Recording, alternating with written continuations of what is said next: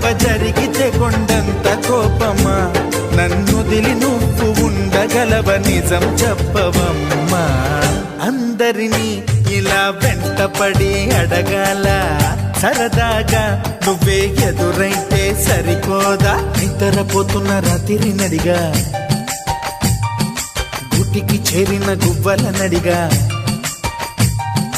చల్లగాలి నడిగా ఆ చందమామ నడిగా ప్రియురాలి జాడ చెప్పరేమని